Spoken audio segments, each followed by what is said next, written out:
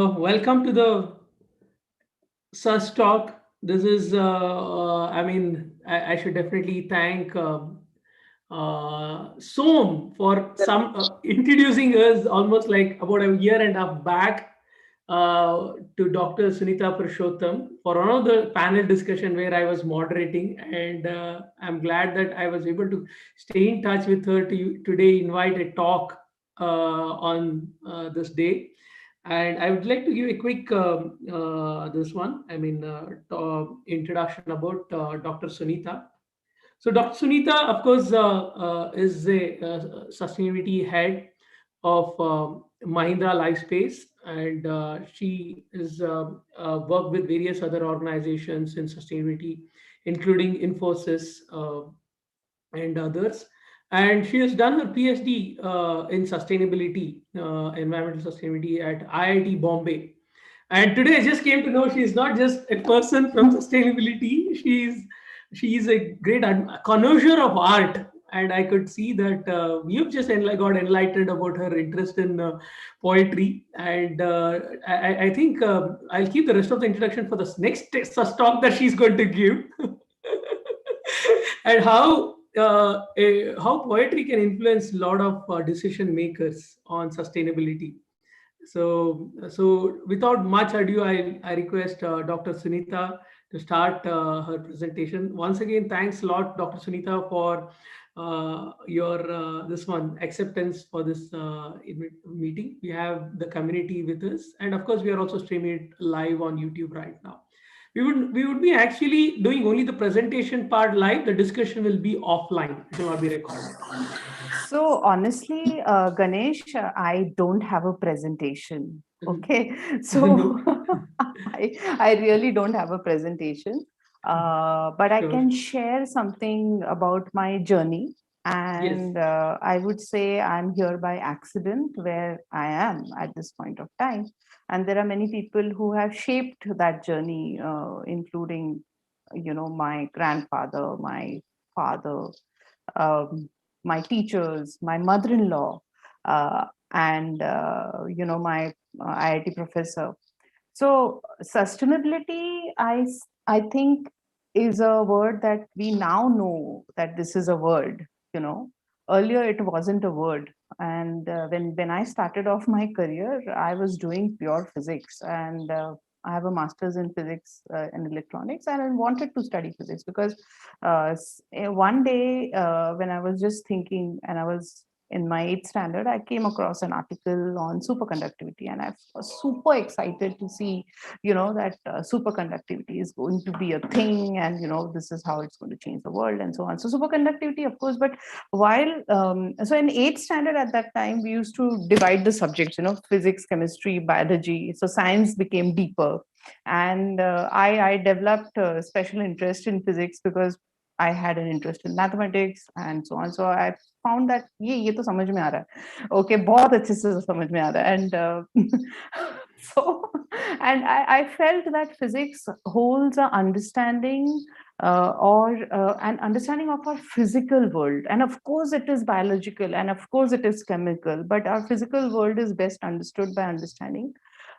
physics. And it started, and as I studied physics through my bachelor's and my master's, and of course in 12th I was thinking that I should be doing engineering, and like everybody else was trying engineering or medical. I said medical is not for me, and I come to why medical is not for me. And I'm hypochondriac, so I feel all diseases can happen to me. So I said, no, not at all. I can't be a doctor. I'll diagnose everything is happening to me. So I couldn't stand that. So anyway, so I went through that, and my dad said, maybe you should do physics, and maybe you should do the pure science route. And he was also from pure science background. He was a biochemist.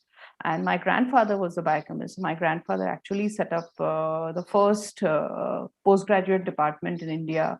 He was given a grant, and he was given a grant by a personal person to in Nagpur to set up this department for diabetes research, so which is lifestyle linked and so on. He was challenged that, you chemists do everything in the laboratories, you really are not finding solutions. So he then had come up with diabetes related solution, that how it is a metabolic disorder and how it can be rectified through complete well-being instead of just on the medication piece. So with that background, I felt that, and then I went on to study physics in my master's as well. I felt every time I did a higher learning, I relearned what I first learned. So the Newton's first law, second law, third law. So every time I did a deeper learning, my learning enhanced. So I'm here by accident. From physics to physics electronics to environmental science is a journey. So how did that happen? So after my master's, I went to do my research or internship in physical research laboratory, Navrangpura, Ahmedabad, and not many people know about it. So like we have the national laboratories on chemistry, physics, NPLs, and NPLs at that time were very coveted, and so was PRL, Physical Research Laboratory. And I met a person called Sitaram, and he was doing work in chaos theory. So I interned trying to understand, so physics has one parameter which is called as entropy, and entropy is unleashed. It leads to chaos, and that's what has led to the chaos that we see today. So our world has a lot of entropy, and to undo all of that is what we are trying in the field of sustainability, right? And I did try and understand that, okay, could there be order? So in chaos theory, there is order in disorder, right? And there are patterns that emerge, and these are called as fractals. So mathematically, you can understand that. And I did get selected for doing my master's in theoretical physics over there. And maybe I could have done it, but somehow I felt maybe ye theory reh jayega. So I didn't do it. I didn't take that opportunity. And then I came back, and that was in Ahmedabad. And I came back to Nagpur, which is my hometown. And I then went on to join National Environmental Engineering Research Institute. And at that time, it was led by a director called Purushottam. He was, of course, very controversial person in terms of his approach, but he was very good at mentoring juniors, young people. So at that time, NEERI had a lot of pure science people, civil engineers, come in to understand engineering, environmental technologies. And it is again a CSIR laboratory, right? And he actually review everybody's work. And he shaped up my topic in atmospheric physics and dispersion modeling. So that was the switch that happened. And I was thinking that maybe I'm not true to physics, because what will I go and tell my professors? And I had topped my master's. So I was thinking that maybe, I'm disappointed, then maybe I should have done my PhD in physics. And here I am, I'm trying to, change my line at after my master's.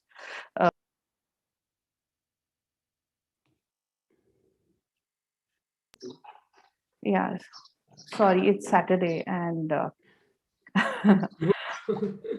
anyway, so tell me if I'm getting very boring. I don't know how many people want to listen to my story. No, we all want to. Yeah. So, and I'm happy to answer questions also. So I was into atmospheric physics. I said, no, correlation है यहाँ पे atmospheric physics के बिना हम लोग air pollution study नहीं कर सकते. So I was, so there you have the director level, mentorship that, this is how, and he used to review the work. So when a director reviews the junior intern's work, research it takes a different meaning कि 6 महीने बाद sir review करेंगे, 6 महीने बाद sir देखेंगे कि क्या है. तो तब एक अलग इंथुजियाज्म आता है। तो वो पता नहीं अभी रिसर्च लेवल में होता है कि नहीं, कि director is reviewing the work of the interns, and that's very important. you know that technology innovation happens that way, you know, because the youngster is being it's not at the second level or the third level that it's happening, it's directly happening to him or to her or whoever. So that brings in a different level of enthusiasm. I kept saying that no, this is atmospheric physics, and I was mentored by a scientist, junior scientist. His name is George, and he's still with NERI. And he mentored me handheld, you know, modeling, how to do mathematical modeling, how to run a model, how to integrate meteorological data into the model. Even at one point of time, we used to sit with the meteorological data, क्योंकि तब IMD से जो data आता था, Indian meteorological department, उसको clean करना होता था कि ये एनोमलीज है। तो हम लोग एक 8,765 आवर्स का डेटा देखते थे और बैठ के, हमारे पास बहुत टाइम होता था और ऐसा लगता है ना डोंकी वर्क है, बट हमने सब डोंकी वर्क किया है। हाथ से भी डेटा लिखा है, हाथ से हमने डेटा लॉग किया है, विंड मेजरमेंट हाथ से हम लोग ने देखा है, लॉगर अगर फेलियर हो गया है कि ये होता है क्या। सो अभी तो टाइम ही नहीं है। So I don't know how many people we are so tech, हमको ऐसा ऑटोमेटिक सब कुछ मिलता है। So we done a lot of cleaning, punching the data by hand. तो हमारा टाइपिंग स्पीड बहुत फास्ट होता था तब। ओके, तो हम लोग बहुत सारा मॉडलिंग का काम, और मॉडलिंग का काम ना इतने फास्ट कंप्यूटर्स नहीं होते थे, तो we used to input weight कि और तब तक दूसरा डेटा सेट क्लीन करते थे। So we did a lot of learning, he hand held me. So I framed up that PhD topic of mine, and then I was running, I was thinking कि guide नहीं है, who is going to guide me, right. So वहां पे तो सीताराम थे, उनके साथ हो गया रहता मेरा PhD, बट यहाँ पे कोई गाइड नहीं है। तो मैंने कहा कि गलत काम कर लिया यार, वहां तो गाइड था, यहाँ पे गाइड ही नहीं है।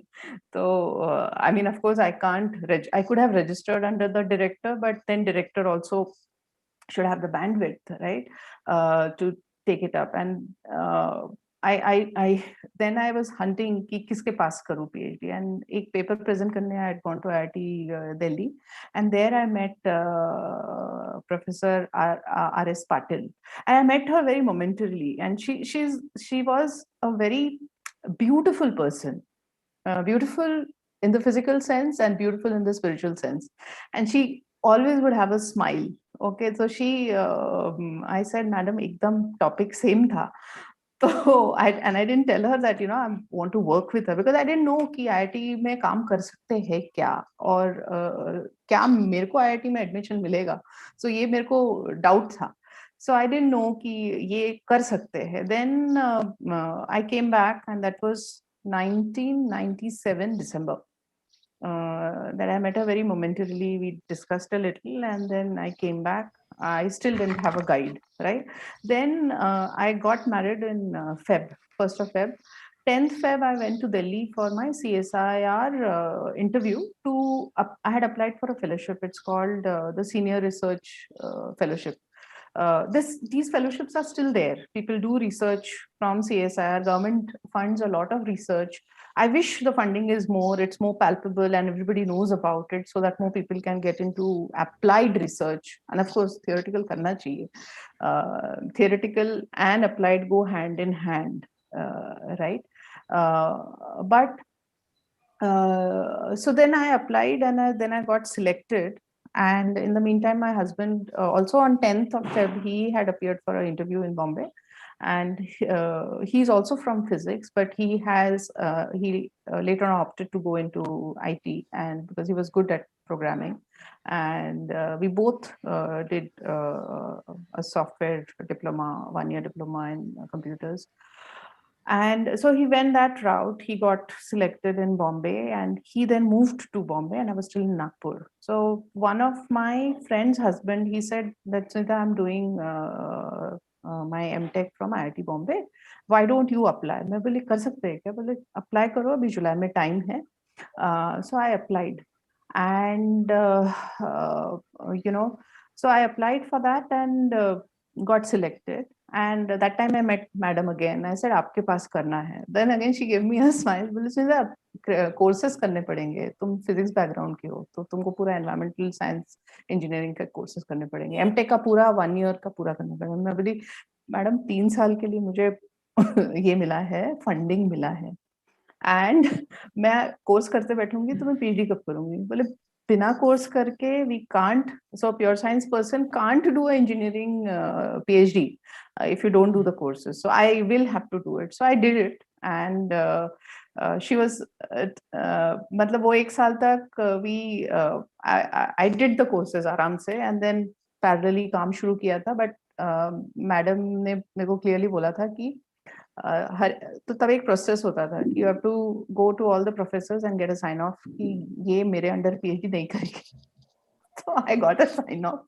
I mean, it's a then so that I can do the work with her. So we did that, and I finished my PhD in 2.5 years with her, and she was an amazing person.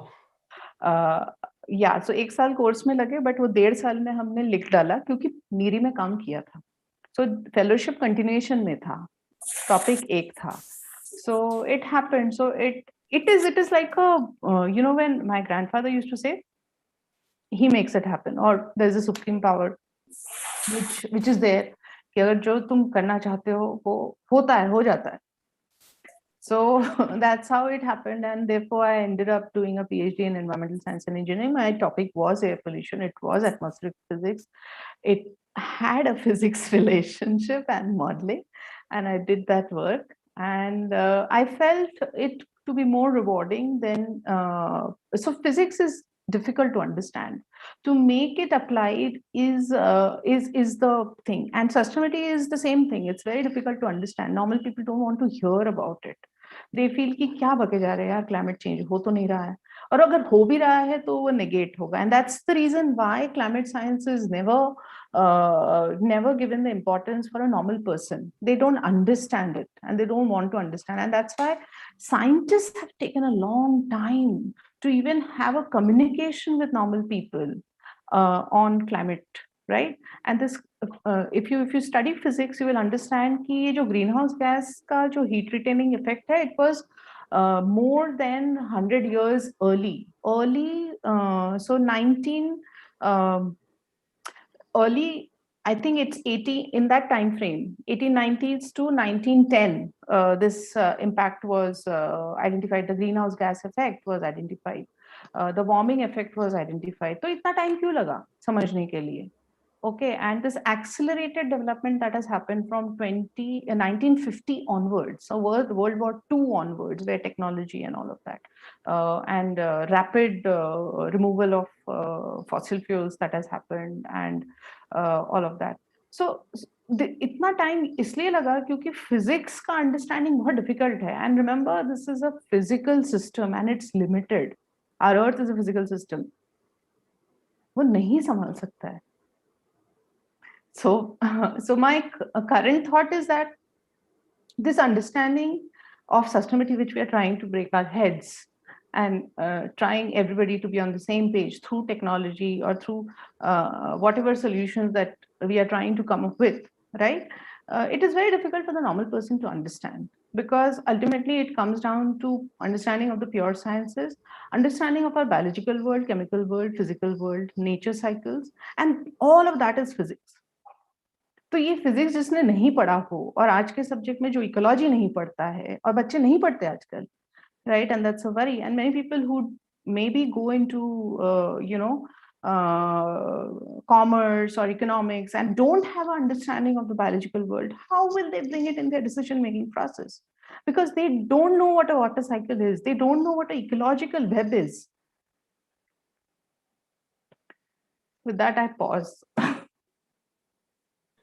So that's been my journey. It's really, really amazing. I think many of us who are listening to us, listening here, who want to, I mean, our soldatos include students, college-going students, and various other people who want to transition to sustainability career. And I think your story definitely would inspire them on if they were to get into sustainability. There is always a way And we would also like to know a bit about your journey in corporate sustainability. How did that happen? I mean, that's a tough nut to crack, if I'm not wrong. नहीं You're on नहीं, mute. ये सब accident ही है. I mean it had to happen, therefore it has happened. And of course मैंने आज तक एक जॉब के लिए अप्लाई नहीं किया है. You know, uh, it has always been through references. I'm interested in doing this. You know, do you want to look at? I mean, I'm happy to come and have a conversation. So, I mean, all my work has been like that. The only place where I must have, you know, really taken help of recruiters is in UK. But UK is my first job was in UK. After my PhD, I did my first job in UK, and I was working with a company called Casella. Um, Sorry, it was Casella Stanger Science and Environment. It was a 100-year-old company. 100-year-old company. Imagine, in environmental consulting, science. So it's Stanger Science and Environment, and that means UK में जब Thames River was polluted and there was a lot of hygiene issues, so public health had become predominant. Even NEERI started as a public health research organization. So today we don't talk about it in terms of public health. हमने environment बना दिया, जैसे कि environment किसी के साथ लेना देना ही नहीं है. Okay, air pollution environmental issue है. Hey, it's a public health issue. COVID, it's a public health issue. Health and hygiene, sanitation is a public health issue, right? So we've just said कि कोई तो भी पागल लोग हैं environmental, और वो लोग deal करते रहेंगे और business अपना चालू रहेगा. Anyway, so how has my journey been on the corporate side of things? Okay, yeah. So basically, my first job was in UK, and I was very fortunate to be part of that company. A lot of handholding over there. I still remember the people who I've worked with. They are still in touch with. I'm still in touch with them, and we were advisory to the ministry, the Department of Environmental, Food and Rural Affairs, DEFRA. Everybody knows DEFRA in UK. And तब वहाँ पे EU, it was part of the European Union, so all the European Union regulations were in place. So we were looking at the European Union directives, putting out technical guidance, private and government-related consulting work we would do. And UK now the work happens in a very different level. They're very those of who must have experienced working in UK. It's a pleasure to work there. It's very pure technical plus you know, deployment happens. There's a lot of clarity. ये करना है. These are the things that have to be done, and they will get deployed, right? So if I have said that air pollution impacts are here, okay, and this needs to be taken care of, and these are the measures, so they will ensure that these measures are taken, right? So so European countries are very good to work, and you find it more satisfying. I have personally felt that was the high point of my life working in UK. And yeah, so that was consulting. Did a lot of good work, and it was focused on air pollution. I did a lot of work in GIS, GIS as a tool to be used for decision making process, and government decision making and private body decision making process, and how to incorporate it. We also did the famous London congestion charging. So we would also do traffic with traffic consultants. We would figure out, okay, इतना traffic volume होगा तो कितना air pollution होगा, right? तो उसको उस तरह से study करते थे. Imagine doing that work here, right? So car centricity and pedestrianization. So we also did pedestrianization of Trafalgar Square.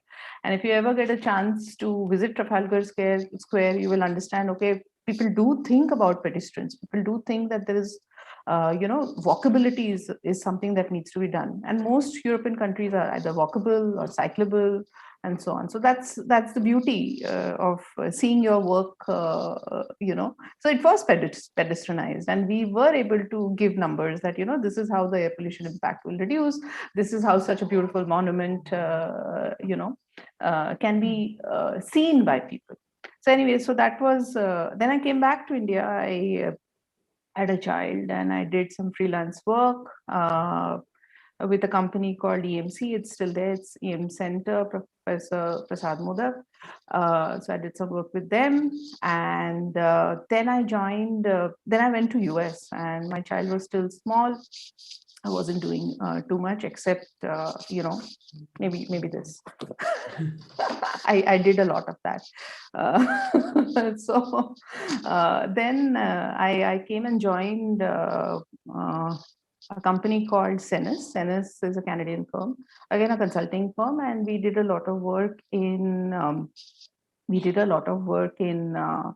uh, building EIAs, construction sector EIAs, waste management planning, and that's the time I moved from just being doing air to waste, and that was also interesting transition because IIT में क्या होता है ना, if you are studying and if so हर एक field अलग होता है, तो वेस्ट वाले लोग एयर में नहीं जाते, एयर वाले लोग वाटर में नहीं जाते, तो स्पेशलिस्ट होते हैं, तो हम एक दूसरे के टॉपिक के साथ इंगेज नहीं करते थे. तो when my boss told me, Sunita इसको प्रोजेक्ट मैनेज कर लो, मैं बोली ठीक है प्रोजेक्ट मैनेज कर लूंगी. प्रोजेक्ट मैनेज करते करते पूरा जानना पड़ा, क्योंकि you can't, because we don't over there. So these are all technical projects, and the client was Reliance. And Reliance is a tough client. Any work that they do, they would have done the work. Reliance is still like that. Okay, maybe that's why they are one of the most successful companies. So काम हो जाता है, consultant को इसलिए बुलाते हैं कि validation चाहिए रहता है. So they did that, and the consultant, the client found out that कि मेरा air pollution background है. तो बोले तुमको कैसे रखा है, तुम्हारे कंपनी ने तो बोला था कि we will give you experts from Canada. So this was a Canadian, we had Canadian linkages.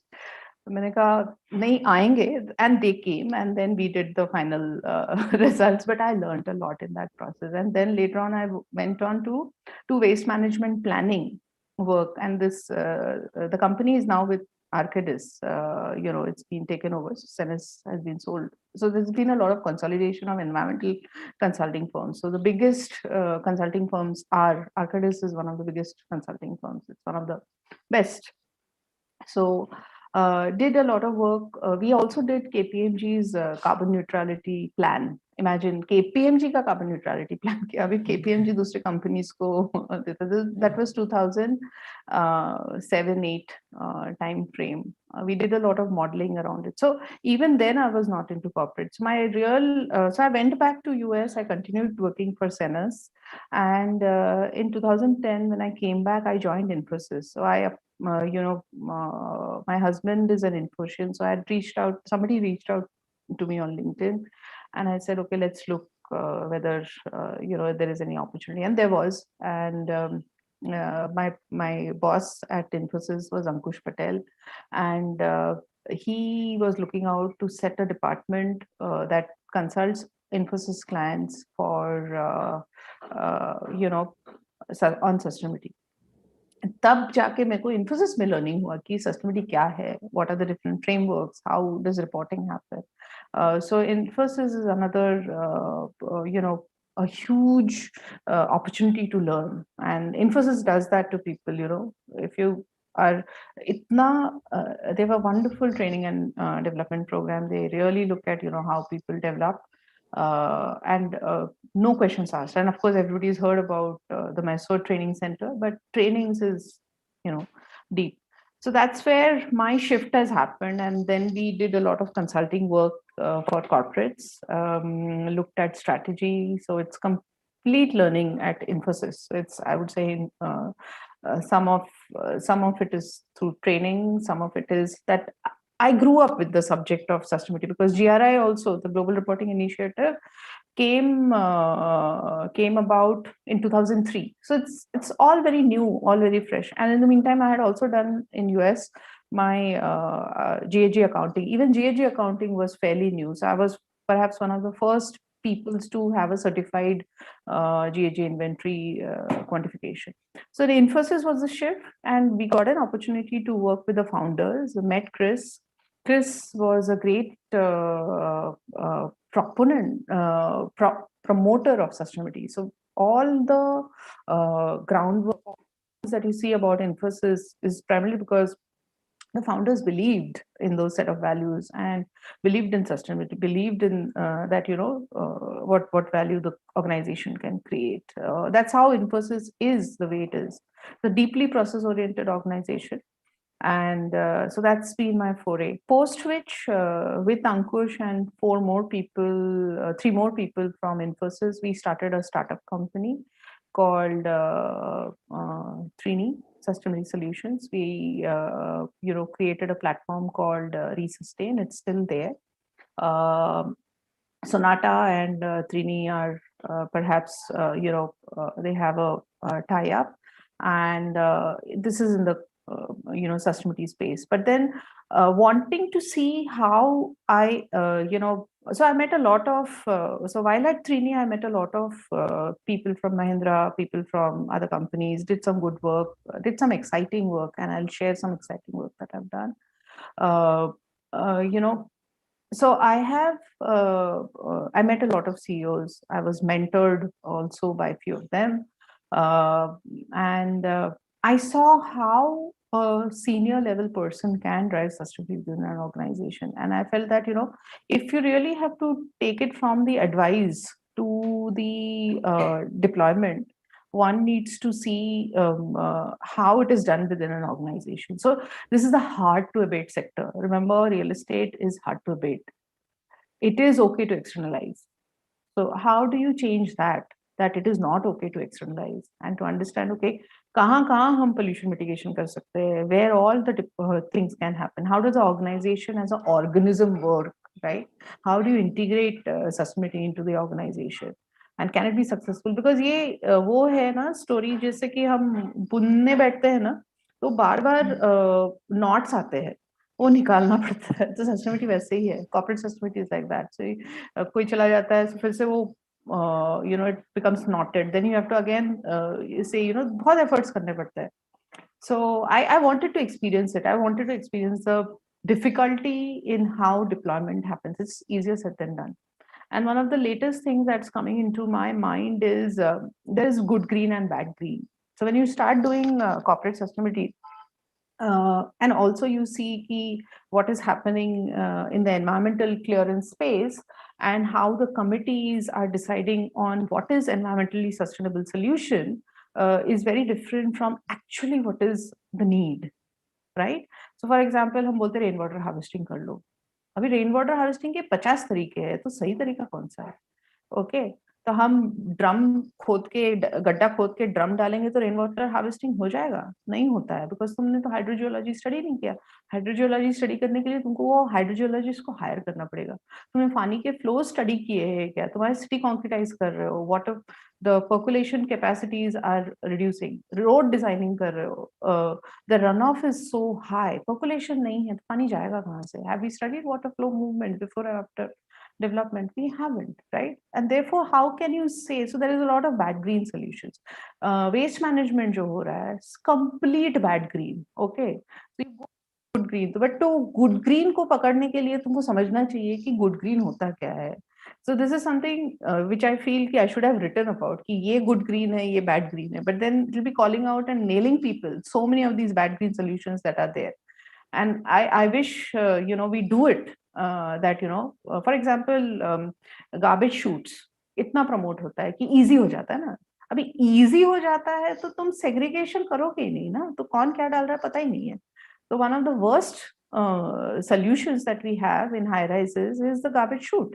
It's a space occupier, it is a fire hazard, it generates methane gas, and just any of you visit the garbage chute niche and look at all the people who will segregate your waste, then you will understand how unethical it is to even have a garbage chute. So nobody thinks of it that way, unless तुमने कचरे में घुस के देखा है.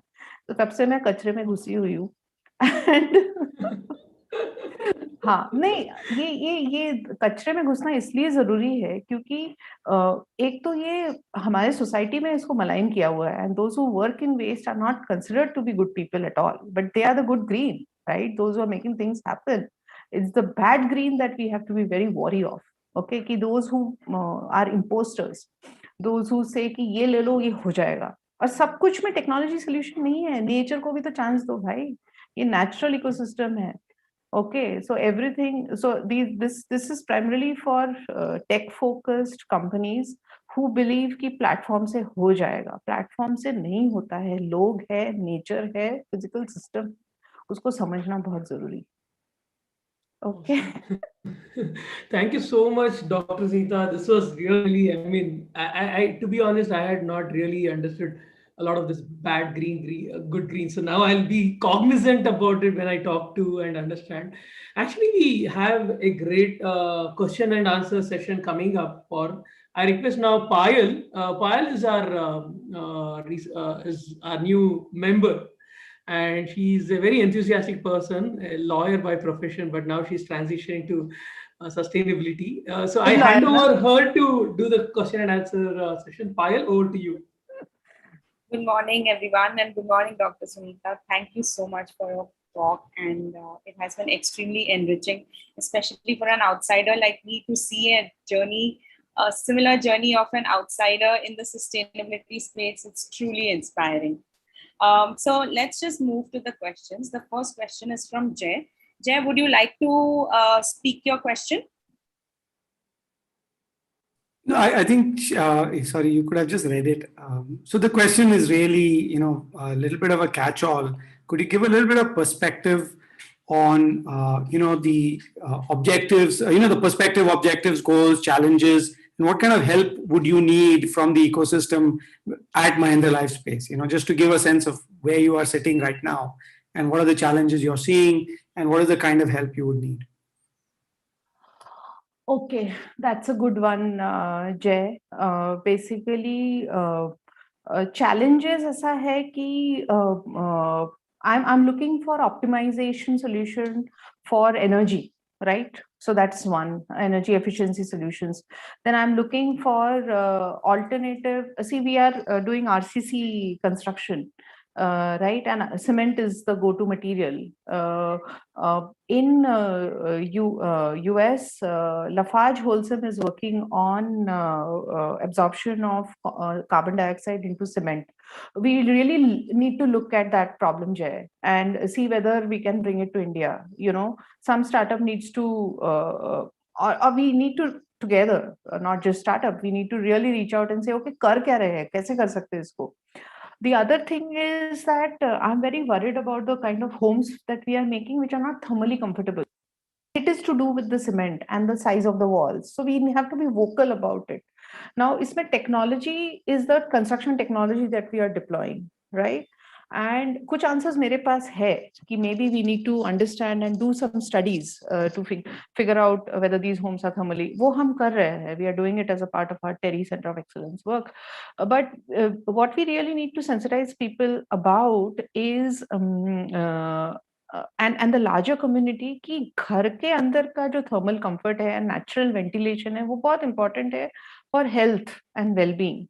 Okay, so we need to be picking it up from a normal person perspective. कि light नहीं है और एयर नहीं है और एसी लगा के बैठे हैं, it's not good for the health, right? It's not a natural condition to be in, and unfortunately with rising temperatures and uncomfortable homes, we will be running for buying ACs, and ACs का जो पूरा industry है, it's like a next petrochemical industry. They're just waiting, कि कब हम ये पूरे unleash कर दे ये country में. उसमें भी there is a double-edged sword. One is that ACs cool तो करते हैं, maybe जाने भी बचाती है क्योंकि thermal comfort is a real thing, right? बुखार आता है, heat stroke होता है, and all of that. And many people think कि नहीं, Sunita, we can save lives, and that's part of our adaptation. But ACs does one thing. अंदर का हवा ठंडा करता है, बाहर गर्म करता है, तो तुम्हारा जो बाहर का एनवायरनमेंट है और गर्म हो जाता है, right? So it causes a micro level, locality level heat islands, right? Heat island तो है ही because of concrete. So those who have understood micrometeorology, or maybe even I can explain that. तो heat island होता है because heat is retained by the concrete and it releases heat, right? Then you have the ACs which are running at night. So imagine the amount of temperature profile. Your temperature profile completely has changed, right? So in an urban cluster, it is much more hotter than the rural cluster. क्योंकि ठंडक पहुंचती है हम जब बाहर जाते हैं, right? When we go past a field or something, that's because of the microclimate. And that's what we have changed. So we have changed, humans have changed the climate. We'll continue to change it. And then ACs are one of the biggest contributors. And then they have the gases. How many will go and buy the good ACs, right? Which is non GHG emissions. These are very potent greenhouse gases. So normal people are not aware. So we need an ecosystem of awareness around that. And that's the help I need on the sensitization. That then only people will maybe even want to pay a little bit more for homes which are designed through climate responsive design. Right? So climate responsive design looks at the orientation project. आप बैंगलोर जाओगे या कभी notice करना, जो बैंगलोर में बैठे हो घरों में छज्जे नहीं है, या कहीं आप जाओगे तो छज्जा उड़ा देते हैं. छज्जा इसलिए उड़ा देते हैं क्योंकि you are cutting the construction cost, but chhajja is the main thing, वो हीट को अंदर नहीं आने देता है.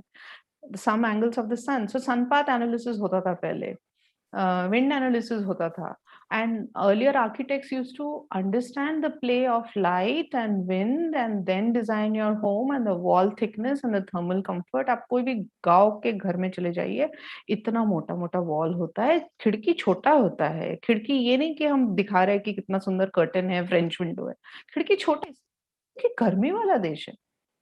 Right? So these are some elements where I need, I don't know whether it's something that can be picked up, but it really needs to be like propagated throughout the country, that our country needs to be designed for the heat to be locked in and for monsoons, to handle monsoons. So adaptation कैसे करेंगे हम लोग, इतने ऐसे अजीब से बारिश हो रहे हैं हमारे यहाँ पे. So the adaptation part is another thing. Water cycle, understanding the water cycle. So these are two areas where I feel that, we need to